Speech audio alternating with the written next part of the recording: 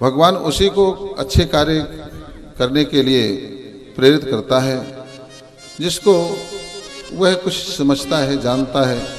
जय जाने ते दे जनाई, जानत तुम्हें हो जाई। विचार करिए कि जब कौरव और पांडवों का युद्ध होने लग गया तो अर्जुन को ही क्यों भगवान ने चुना? और किसी को भी चुन सकते थे, मगर अर्जुन के पीछे लग गए। नहीं तुझे युद्ध करना है, नहीं तुझे युद्ध करना है। और अर्जुन पीछे भागते कि नहीं मुझे नहीं करना है युद्ध। और अर्जुन अपने हिसाब से मानते थे कि यह युद्ध गलत है, इसमें अपने परिवार वालों का खून बहेगा, स्वजनों का खून बहेगा, स्वजनों का जो है मार करके, और मैं किसी प्रकार का जो है राज सत्ता नहीं चाहता हूँ, न राजसुख भोगना चाहता हूँ। और फिर केवल परिवार की बात ना थी, यहाँ तो बड़े बड़े मूर्धन्य भी विपरीत में खड़े हैं, जो है आपके गुरुजन और भीष्म पितामह जैसे व्यक्तित्व। तो अर्जुन को यह लगता था कि यह युद्ध गलत है, इसमें अपनों का खून बहा करके हमें कहाँ स्वर्ग की प्राप्ति होगी क्या? मगर अर्जुन समझ नहीं पा रहे थे उस समय पर, किसी भी कारण से मोहग्रस्त होने के कारण। क्योंकि जब कभी भी व्यक्ति के जीवन में मोह किसी रूप से आकर के खड़ा हो जाता है तो फिर व्यक्ति सत्य असत्य में निर्णय करने में वह सक्षम नहीं हो पाता है। वो खिंचेगा तो अपने मोह की तरफ ही खिंचेगा। धर्म और अधर्म फिर उस समय पर काम नहीं करता है। धर्म समझ में नहीं आता, यही फिर लगे कि धर्म यही ठीक धर्म है, क्योंकि वहां आसक्ति है, वहां मोह है, और मोह तरफ मन खिंच जाएगा और जो है उसी को धर्म मान लेगा। और तो यहाँ पर अर्जुन जो थे वो तय नहीं कर पा रहे थे कि क्या ठीक है क्या ठीक नहीं है। तो भगवान ने अर्जुन के पीछे ही पड़ करके क्यों युद्ध करवाया, जबकि अर्जुन निमित्त मात्र थे। भगवान ने अपने विश्व विराट रूप में दिखा दिया कि देखो अर्जुन, ये सब के सब काल कबलित हैं। ये जितने भी तुम्हें विपरीत में सेना खड़ी दिखाई दे रही है ना, ये सब काल के गाल में समाते हुए चले जा रहे हैं और सब मरे मराए खड़े हुए हैं। तो अर्जुन देखने के बाद में भगवान से कहे, बोले प्रभु जब सब ही मरे मराए हैं, सब युद्ध हो ही चुका है, तो फिर मुझे क्यों जबरदस्ती इस भयानक कर्म में लगा रहे हैं? जैसी चेत कर्मणस्ते मता बुद्धिर जनार्दन तत् किम कर्माणि घोरे वाम नियोजसि केशव।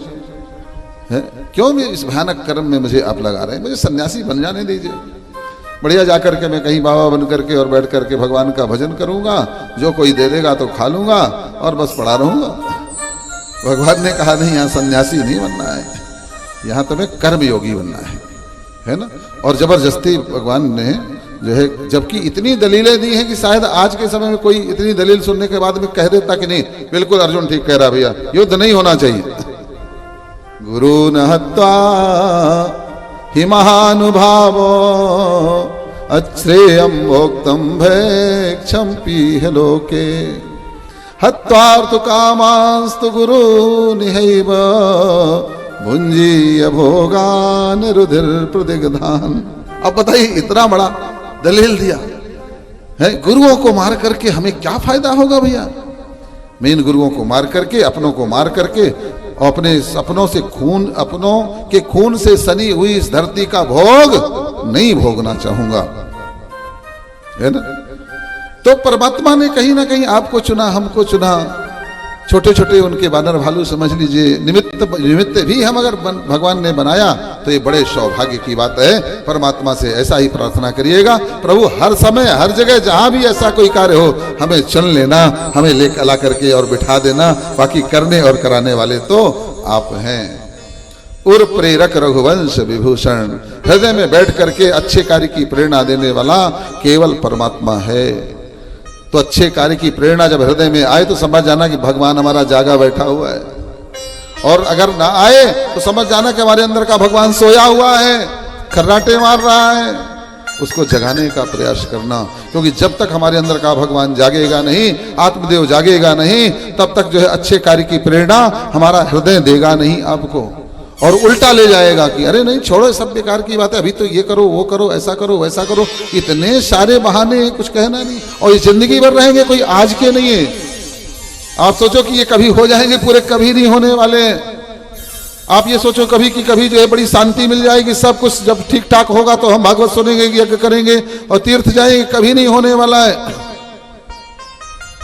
बस इसी जो है झंझट के बीच में ही पड़ जो है आप कुछ कर लीजिए तो कर लीजिए। झंझट कभी जब तक जीवन रहे खत्म होने वाली नहीं है। आज ये झंझट है तो कल दूसरी झंझट खड़ी हो जाएगी। आज ये कार्य है तो कल दूसरा कार्य खड़ा हो जाएगा। आज बेटे की शादी है तो कल मकान भी बनाना होगा, कल परसों फलाना कार्य तो नरसों ढिमाका कार्य है। तो ये तो चलता ही रहेगा भैया। इसी बीच में जो कुछ करना है तो कर लो, कटौती करके कहीं ना कहीं से आत्मकल्याण के लिए। मुझे एक छोटा सा एक दृष्टांत याद आ रहा है कि एक घुड़सवार घोड़े से जा रहा था कहीं, तो उसका घोड़ा बहुत प्यासा था। चलते चलते मार्ग में देखा कि आजकल तो पंप चलने लग गए, पहले पंप नहीं, रहट से पानी खींचा जाता था। रहट जानते हो, ऐसे बैल लगे रहते थे, बैलों से ऐसे करके ले जाते थे, फिर उसे भर करके फिर आता था पानी। वो तो खूब जोर से आवाज होती थी और रहट की आवाज अलग होती थी।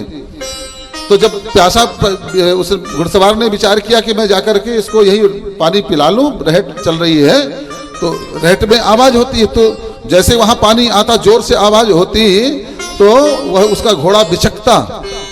तो घुड़सवार ने कहा भैया थोड़ा शांत हो जाओ, जरा घोड़े को पानी पिला दो। तो बोले भैया जो है जैसे वो रुकता वैसे ही पानी भी बंद हो जाता। बोले भैया पानी का, तो बोले फिर खींचो, और जैसे खींचो है और जब आवाज हुई तो फिर घोड़ा बिचक जाए। तो उसने कहा, रहट वाले ने बोले भैया इसी जो है शोरगुल में ही तुम्हारा घोड़ा पानी पी ले तो पी ले, अन्यथा फिर वो प्यासा का प्यासा ही रह जाएगा। तुम सोचो कि आवाजें बंद हो जाए, कोलाहल बंद हो जाए, ये चीपो चिपो जो हो रही है इसकी सब बंद हो जाए, ये कभी नहीं होने वाली है। इसी के बीच में ही तुम्हारा घोड़ा पानी पी ले तो पी ले, अन्यथा प्यासा रह जाएगा। ठीक इसी तरीके से इस संसार के झंझावात में पढ़ करके भी हम अपने कुछ अच्छे कार्य कर लें तो कर लें, नहीं तो अधूरा ही रह जाएगा।